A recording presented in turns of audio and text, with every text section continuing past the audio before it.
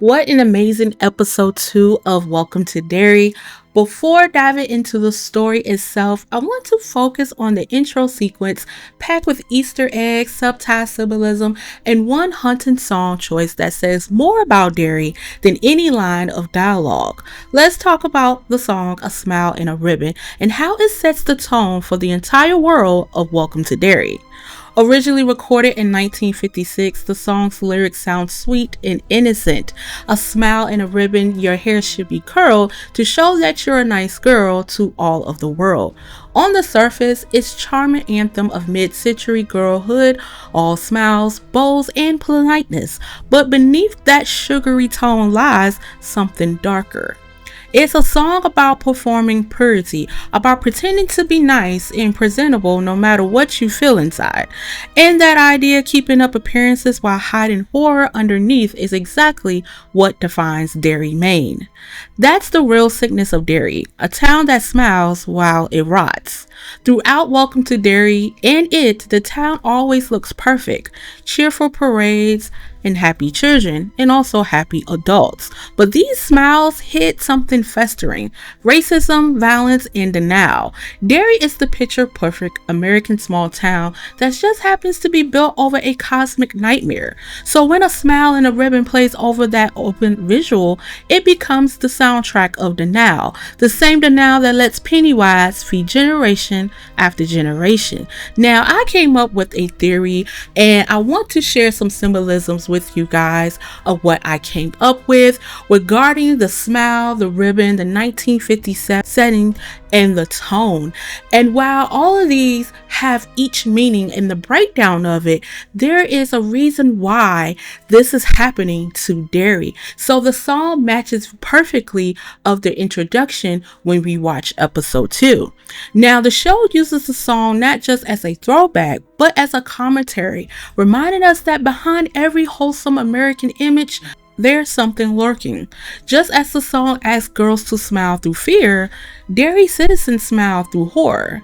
Now, next we see the Paul Bunyan statue, a real momentum in Maine that symbolized strength and pride.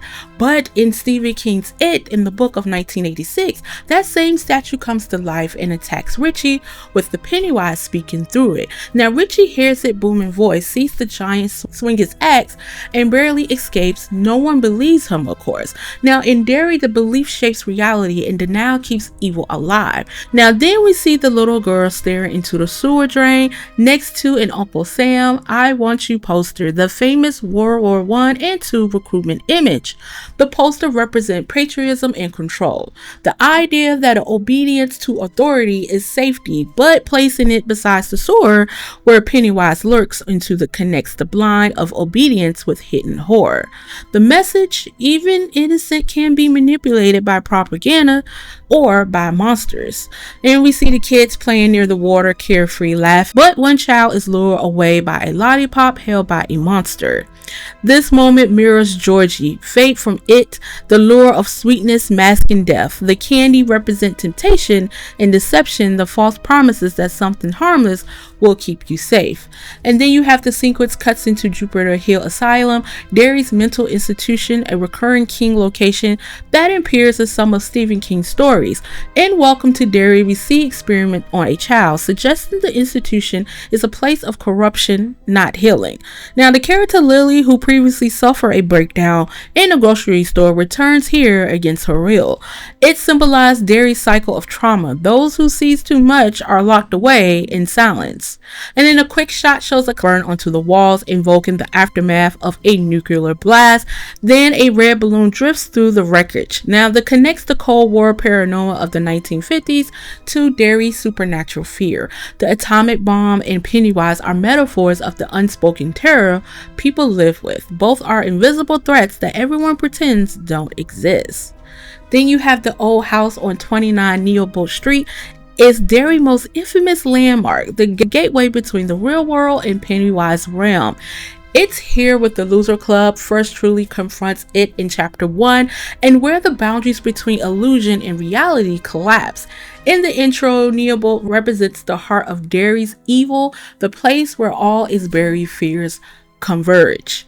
In another flash where I glimpse the Bradley Gang, a Depression-era group of outlaws in the 1930s, Derry citizens calmly walk into the street and gun them down, men, women, and children joining the massacre. Now, in the intro, Pennywise is shown holding a gun, symbolizing his influence behind the mob violence. This scene reveals the truth about Derry. The people don't just ignore evil, they become it.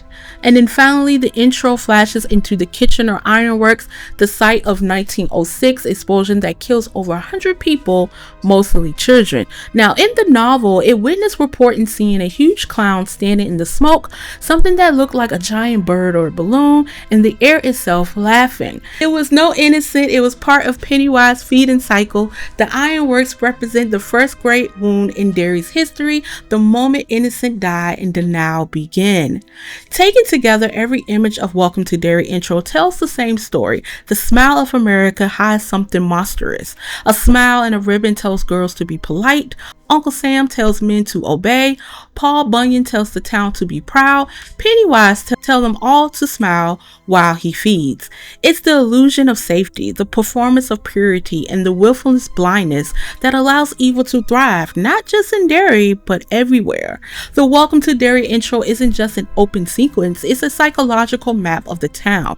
Every frame, every lyric, every smile has a scream, and a smile in a ribbon plays like the lullaby of denial, echoing beneath the sewers where Pennywise waits, still smiling.